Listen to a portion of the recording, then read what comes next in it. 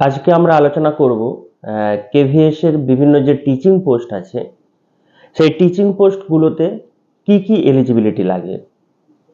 তো আমাদের teaching post বলতে কি কি থাকে একটু দেখে নেওয়া যাক সাবজেক্টগুলো।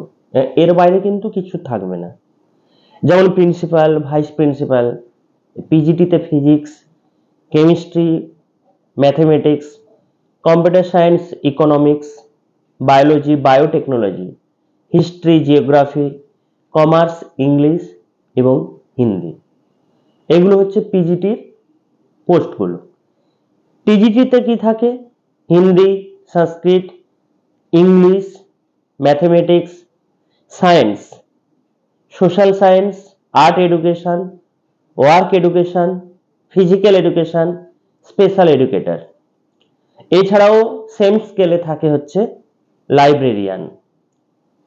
প্রাইমারি টিচারদের কি কি পোস্ট থাকে একটু দেখে নেওয়া যায়।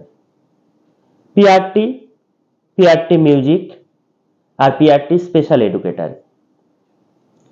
এবারে শুরুতেই আমি বয়সের ছাড় নিয়ে বলে দিই যে প্রিন্সিপাল হতে গেলে 35 থেকে 50 বছর বয়স লাগে। ভাইস প্রিন্সিপাল হতে গেলে 35 থেকে 45 বছর বয়স লাগে। পিজিটিতে হাইয়েস্ট বয়স হচ্ছে 40 বছর, টিজিটিতে 35 বছর, আর পিআরটিতে হচ্ছে আমাদের 30 বছর। এবার বয়সের ছাড় কি থাকে না, যেমন হচ্ছে SC, ST, OBC, ex serviceman, তাদের যেমন ছাড় আছে 3 বছর, 5 বছর, সেটা নর্মাল ছাড় থাকবেই। এছাড়া যারা হচ্ছে সেন্ট্রাল গভর্নমেন্টে মিনিমাম 3 বছর চাকরি করেছে তারা 5 বছর এক্সট্রা বয়সের ছাড় পাবে। যারা কেভির এমপ্লয়ি তারাও 5 বছর ছাড় পাবে।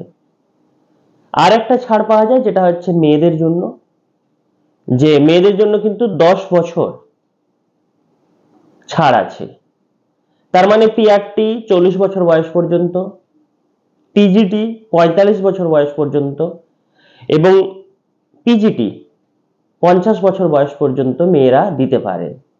কিন্তু ভাইস প্রিন্সিপাল, প্রিন্সিপাল, তারপরে হচ্ছে এই যে উপরের পোস্টগুলোতে কিন্তু মেয়েদের বয়সের কোনো ছাড় নেই।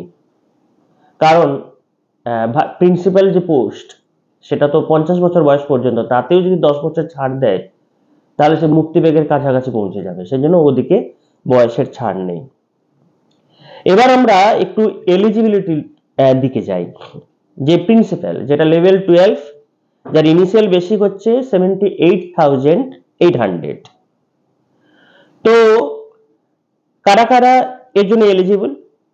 যারা পিজিটি পোস্টে বা লেকচারার পোস্ট, অনেক জায়গাতে লেকচারার পোস্ট নাম দিয়ে আছে, যাদের বেসিক হচ্ছে 47,600, তারা যদি 12 বছর কন্টিনিউ সার্ভিস করেন তাহলে কিন্তু প্রিন্সিপাল পোস্টের জন্য এলিজিবল। বা যারা ভাইস প্রিন্সিপাল বা সিমিলার পোস্ট, যাদের বেসিক 56,100, তাদের যদি মিনিমাম 3 বছরের অভিজ্ঞতা থাকে তারাও কিন্তু প্রিন্সিপাল পোস্টের জন্য এলিজিবল। তাহলে পিজিটি পোস্টে 12 বছর, ভাইস প্রিন্সিপাল বা 56,100 এরকম সিমিলার পোস্টে যদি কেউ থাকেন তাহলে কিন্তু তারা পিজিটি পোস্টের জন্য এলিজিবল। এবার এই রাজ্যের যারা পিজি টিচার তারা কিন্তু এলিজিবল না। কেন এলিজিবল না? তার কারণটা হচ্ছে এখানকার বেসিক কিন্তু 42,600 পিজিতে, পিজির ইনিশিয়াল বেসিক। সেজন্য গতবারে হয়েছে বিভিন্ন পোস্টে যারা গিয়েছে তারা কিন্তু ফিরে এসছে, তারা বাধ্য হয়েছে, কারণ লেভেল ম্যাচ করছে না। কিন্তু এখানকার যারা এইচএম পোস্টে আছেন 56,100 যাদের বেসিক, তারা কিন্তু এই প্রিন্সিপাল পোস্টে যেতে পারেন। তো তাতে লাভও আছে, যারা খুব কম দিনই এখানকার এইচএম পোস্টে আছেন তারা কিন্তু যেতে পারেন, তাদের কিন্তু এলিজিবিলিটিটা আছে। নেক্সট আসছে আমরা যে ভাইস প্রিন্সিপাল, যেটা লেভেল 10, যার ইনিশিয়াল বেসিক হচ্ছে কি 56,100। এখানকার ক্ষেত্রে কি না, পিজিটি পোস্ট বা লেকচারার পোস্ট যার ইনিশিয়াল বেসিক হচ্ছে 47,600, সেখানে যদি 6 বছরের কাজের সুযোগ থাকে, বা ভাইস প্রিন্সিপাল বা সিমিলার পোস্ট যারা হোল্ড করেন বিভিন্ন স্টেট, পিএসইউ বা সেন্ট্রাল গভর্নমেন্টের বিভিন্ন শিক্ষা প্রতিষ্ঠানে, যার বেসিক হচ্ছে 56,100, তারাও কিন্তু এই ভাইস প্রিন্সিপাল পোস্টের জন্য এলিজিবল।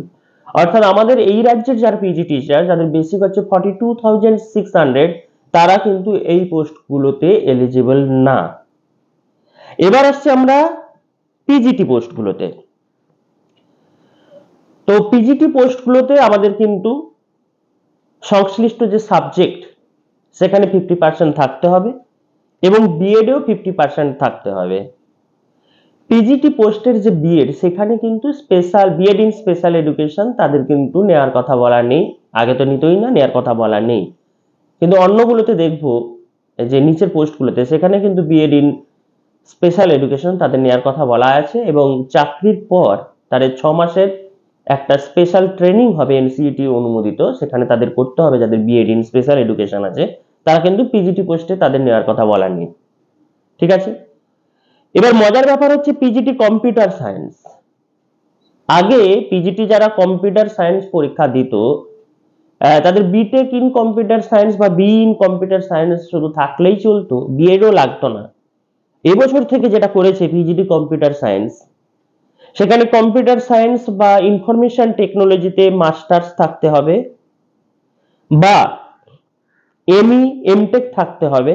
মানে এমই এমটেক বা মাস্টার্স মানে হচ্ছে সেই একই ব্যাপার, এমএসসি। আর কি না, এমসিএ থাকতে হবে। তো 50% নম্বর তো থাকা চাই, এমসিএ থাকতে হবে, সেই সঙ্গে বিএডও চাই, যেটা আগে ছিল না। মানে একজন এমই এমটেক করবে বা এমসিএ করবে বা এমএসসি কম্পিউটার সায়েন্স বা ইনফরমেশন টেকনোলজি এতে মাস্টার্স করবে, তারপরে বিএড করবে, তো ক্যান্ডিডেট কিভাবে পাবে জানা নেই। এবার আসছি যে পিজিটি বায়োটেকনোলজি, স্পেশালি এই কথাটা বলতে চাই যে পিজিটি বায়োটেকনোলজি। তো পিজিটি বায়োটেকনোলজির ক্ষেত্রে কারা কারা এলিজিবল? যারা পিজিটি বিভিন্ন বায়োলজিক্যাল সায়েন্সের বিভিন্ন স্ট্রিম থেকে করেছে বা জেনেটিক্স, বায়োটেকনোলজি, মাইক্রোবায়োলজি, বায়োকেমিস্ট্রি যারা করেছে মাস্টার্স, তারা কিন্তু পিজিটি বায়োটেকনোলজিতে এলিজিবল। অর্থাৎ অনেকেই আছে যারা কেমিস্ট্রি পড়ে বায়োকেমিস্ট্রি নিয়ে মাস্টার্স করেছে, যেমন কল্যাণ ইউনিভার্সিটিতে। এইগুলো আগে তারা কিন্তু পিজিটি কেমিস্ট্রি দিতে পারতো, এখন কিন্তু তারা পিজিটি কেমিস্ট্রি দিতে পারবে না। তারা শুধুমাত্র পিজিটি বায়োটেকনোলজিতে এলিজিবল, বায়োটেকনোলজিতে এলিজিবল।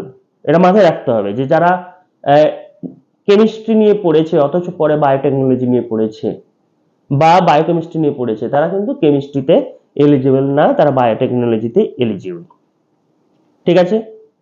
আচ্ছা,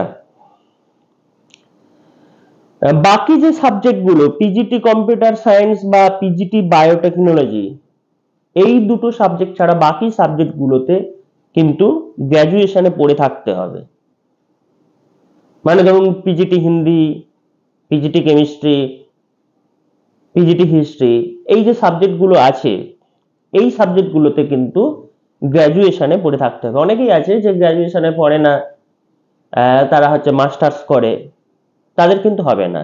কিন্তু কম্পিউটারের ক্ষেত্রে বা বায়োটেকনোলজিদের ক্ষেত্রে গ্র্যাজুয়েশনে এই সাবজেক্টগুলো পড়তে হবে, এরকম কোনো বাধ্যবাধকতা নেই। ফলে যারা অন্য সাবজেক্ট থেকে অন্য সাবজেক্টে শিফট হয়েছে, বায়ো থেকে যারা বায়োটেকনোলজিতে বা বায়োকেমিস্ট্রিতে শিফট হয়েছে, তাদের কোনো সমস্যা নেই। কিন্তু বাকি সাবজেক্টগুলোতে তাদের কিন্তু সেটা গ্র্যাজুয়েশনে পড়ে থাকতে হবে, ঠিক আছে। আচ্ছা, পিজিটি কমার্সে আগে যেমন অ্যাপ্লাইড বা বিজনেস ইকোনমিক্স নিয়ে যারা পড়েছে তারা কিন্তু এলিজিবল ছিল, কিন্তু এবছর থেকে পিজিটি কমার্সে অ্যাপ্লাইড বা বিজনেস ইকোনমিক্সে যারা মাস্টার্স তারা কিন্তু এলিজিবল নয়, ঠিক আছে। এবার আসছি টিজিটি। টিজিটিতে যেটা প্রথমেই বলে নেওয়া ভালো যে সিটেট পেপার 2 পাস করে থাকতে হবে, সিটেট পেপার 2 পাস করতেই হবে। আর কি, যে সাবজেক্ট দেওয়া আছে সেই সাবজেক্টে 50%, তারপরে যেসব কম্বিনেশন অফ সাবজেক্ট আছে তার প্রত্যেকটাতে 50%, এবং গ্র্যাজুয়েশনে ওভারঅল 50%। মানে যদি একটা সাবজেক্ট দেওয়া থাকে একটা সাবজেক্টে 50% প্লাস ওভারঅল গ্র্যাজুয়েশনে 50%। যদি দুটো সাবজেক্ট বলা থাকে তাহলে দুটো সাবজেক্টের প্রত্যেকটাতেই 50% আর ওভারঅল 50% পেতে হবে। শুধুমাত্র কাদের ক্ষেত্রে? যাদের ইন্টিগ্রেটেড বিএড এমএড আছে তাদের ক্ষেত্রে মাস্টার্সে 55% থাকলেই হবে, তাদের ক্ষেত্রে আর গ্র্যাজুয়েশনের নাম্বারটার বাধ্যবাধকতা নেই। কিন্তু এরকম ডিগ্রি কজনেরই বা আছে? তাই যাদের গ্র্যাজুয়েশনে 50% নেই, সংশ্লিষ্ট সাবজেক্ট বা কম্বিনেশন অফ সাবজেক্ট বা ওভারঅল কোনো একটাতে যদি সমস্যা হয় তারা কিন্তু এলিজিবল নয়। ঠিক আছে, আচ্ছা এখানে কিছু জিনিস যেটা আগেই বললাম যে যারা স্পেশাল এডুকেশনে বিএড করেছে তারা এখানে এলিজিবল, কিন্তু তাদের ক্ষেত্রে একটা শর্ত আছে যে চাকরি পাওয়ার পর 6 মাসের মধ্যে একটা স্পেশাল প্রোগ্রাম করতে হবে, যেখানে এলিমেন্টারি এডুকেশনের একটা স্পেশাল প্রোগ্রাম হবে, সেটাতে তাদের অংশগ্রহণ করতে হবে। আগে যেমন টিজিটি পোস্টে BEd in special education eligible ছিল না, এবারে কিন্তু এলিজিবল। আচ্ছা, টিজিটি ম্যাথের ক্ষেত্রে বা যে কোনো সাবজেক্ট যদি পার্টিকুলার দেয়া থাকে তার প্রথম শর্ত হচ্ছে সেই সাবজেক্টটা 3 বছর পড়তে হবে বা 6টা সেমিস্টার। সেজন্য যারা কেমিস্ট্রি অনার্স বা ম্যাথ অনার্স, কেমিস্ট্রি অনার্স বা ফিজিক্স অনার্স, তারা তো ম্যাথটা 3টে বছর পড়ে না। সেজন্য এখানে বলেই দেয়া আছে পুরো পরিষ্কার ভাবে যে টিজিটি ম্যাথ এই পোস্টের জন্য ফিজিক্স অনার্স বা কেমিস্ট্রি অনার্স এরা কিন্তু এলিজিবল না। এবার দেখো টিজিটি ম্যাথের ক্ষেত্রে যে আমাদের ম্যাথ তো পড়তেই হবে, এছাড়াও যেটা থাকতে হবে যে ফিজিক্স অন্ততপক্ষে 1 বছর মাস্ট থাকতেই হবে। এছাড়াও একটা সাবজেক্ট, কোনগুলো না? কম্পিউটার সায়েন্স, ইলেকট্রনিক্স, স্ট্যাটিস্টিক্স এবং কেমিস্ট্রি। কম্পিউটার সায়েন্স, ইলেকট্রনিক্স এবং স্ট্যাটিস্টিক্স এবং কেমিস্ট্রি, এই 4টে সাবজেক্টের মধ্যে যে কোনো একটা সাবজেক্ট মিনিমাম 1 বছর পড়ে থাকতে হবে। তাহলে টিজিটি ম্যাথের ক্ষেত্রে ফিজিক্স 1 বছরের মাস্ট, আর electronics, computer science, statistics, chemistry, এই 4টে সাবজেক্টের মধ্যে যে কোনো একটা সাবজেক্ট পড়ে থাকতে হবে। আচ্ছা, টিজিটি সায়েন্সের ক্ষেত্রে কেমিস্ট্রি, বোটানি, জুওলজি এই সাবজেক্ট কম্বিনেশন থাকতেই হবে। যাদের ক্ষেত্রে দেখবে অনেকের ক্ষেত্রে আগে যে জুওলজির সঙ্গে শুধু বোটানি ছিল বা অনেকে রাখতো এরকম জুওলজি, বোটানি, ফিজিওলজি, তারা কিন্তু এর জন্য এলিজিবল হবে না। ঠিক আছে, আচ্ছা যারা বোটানি অনার্স নিয়ে পড়েছো তাদের ক্ষেত্রে বোটানি অনার্স ছাড়াও জুলজি ও কেমিস্ট্রি থাকতে হবে, মিনিমাম 1 বছর পড়ে থাকতে হবে। জুলজি অনার্স নিয়ে যারা পড়েছো তাদের ক্ষেত্রে বোটানি ও কেমিস্ট্রি নিয়ে মিনিমাম 1 বছর পড়ে থাকতে হবে। তার মানে এই সাবজেক্ট কম্বিনেশনের বাইরে কিন্তু কিচ্ছু নেই টিজিটি সায়েন্সের ক্ষেত্রে। আচ্ছা, টিজিটি সোশ্যাল সায়েন্স যারা আছো সেখানে দেখো ভূগোল বা ইতিহাস মাস্ট থাকতেই হবে। ভূগোল বা ইতিহাস মানে দুটো সাবজেক্ট মিনিমাম রাখতে হবে। কিরকম না, কারণ ভূগোল ইতিহাস দুটো থাকলে তো হয়েই গেল, কোনো সমস্যা নেই।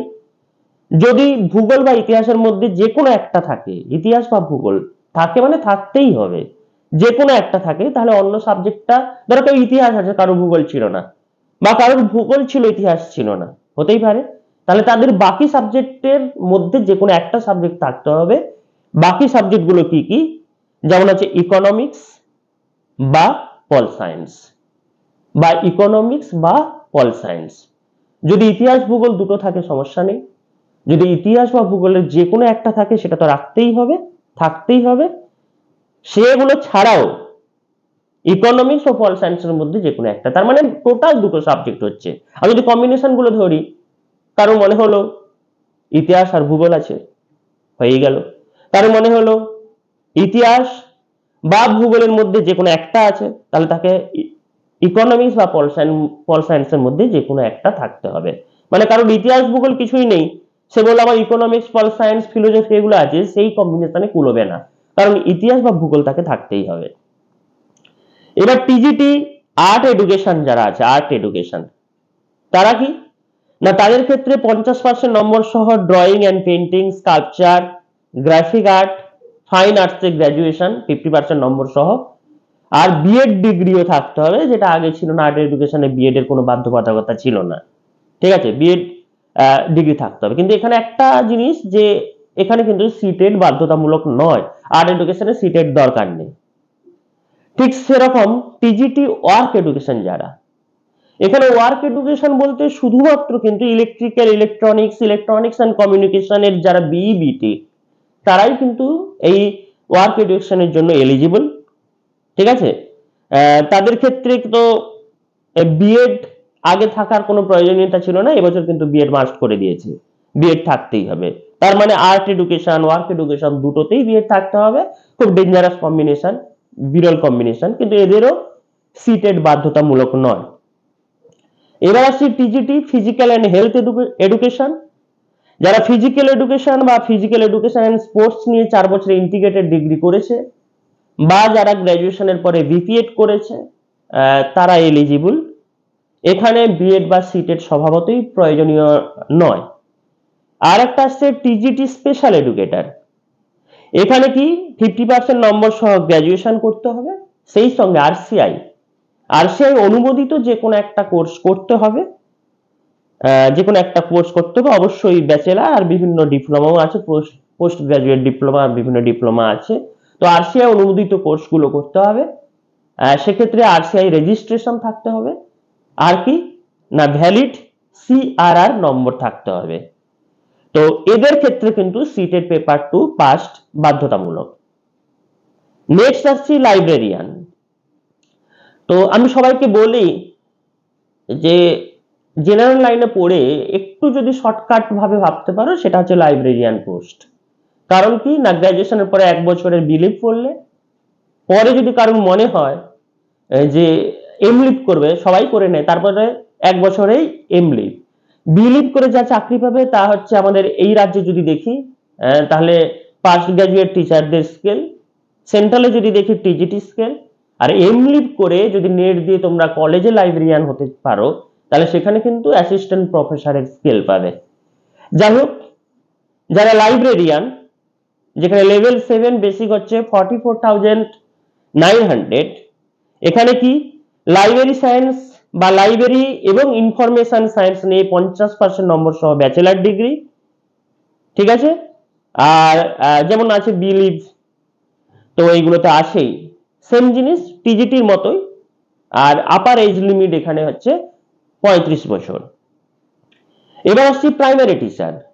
প্রাইমারি টিচারের এখানে 3টে পার্ট দেওয়া আছে। একটা হচ্ছে নর্মাল টিআরটি, যেখানে হচ্ছে 50% নম্বর সহ এইচএস বা 10+2, সঙ্গে হচ্ছে ডিএলএড বা 4 বছরের ইন্টিগ্রেটেড বিএলএড, বা হচ্ছে স্পেশাল এডুকেশন হচ্ছে ডিএলএড। ঠিক আছে, তো স্পেশাল এডুকেশন দিয়ে যারা চাকরি পাবে এখানে তাদের সেই 6 মাসের একটা এলিমেন্টারি এডুকেশনের ট্রেনিং করে নিতে হবে এনসিটি রুল অনুযায়ী। আর কি সিটেট পেপার 1 পাস করে থাকতে হবে। টিয়ার 2 মিউজিক যাদের আছে তাদের 50% নম্বর নিয়ে এইচএস বা 10+2, আর কি মিউজিক পারফর্মিং আর্টে ব্যাচেলার ডিগ্রি, কিন্তু যেখানে সব বছরই মিউজিক সাবজেক্টটা থাকতে হবে, যাদের মিউজিকের ডিপ্লোমা কোর্স আছে তারা কিন্তু এর জন্য এলিজিবল না।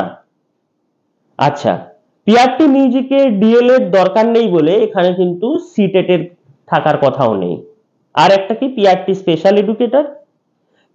স্পেশাল এডুকেটরের ক্ষেত্রে সেই 50% নম্বর সহ এইচএস বা 10+2, আর সেই সঙ্গে আরসিআই অনুমোদিত কোর্স, যেখানে আরসিআই রেজিস্ট্রেশন থাকতে হবে আর ভ্যালিড সিআরআর নম্বর থাকতে হবে। তো আমি এলিজিবিলিটি বললাম, এই পোস্টগুলোই আছে, বাদ বাকি কোনো পোস্ট নেই। এখানে যে নম্বর যে বাধ্যতামূলক, সেখানে কিন্তু এসসি এসটি ওবিসি বা এক্স সার্ভিসম্যান বা ফিজিক্যালি হ্যান্ডিক্যাপড যারা আছেন তাদের ক্ষেত্রে কিন্তু নম্বরের কোনো ছাড় নেই। তার মানে যাদের কেবলমাত্র 50% আছে বা টিজিটির ক্ষেত্রে যেমন কম্বিনেশন এবং ওভারঅল 50% আছে, তারাই কেবল এই পরীক্ষাটার জন্য এলিজিবল। তাহলে তোমরা দেখে নাও কাদের কোন সাবজেক্ট কম্বিনেশন আছে, কারা কোন পরীক্ষা দিতে পারবে, সেইভাবে তোমরা প্রিপারেশন নাও। আগের ভিডিওতে তোমাদের বলেছি যে কিভাবে প্রিপারেশন নিতে হবে, সেইভাবেই তোমরা শুরু করে দাও। তো সামনেই আসতে চলেছে অ্যাডভার্টাইজমেন্ট বেরোলে আরো বিভিন্ন জিনিসগুলো নিয়ে বিস্তারিত আলোচনা করা যাবে।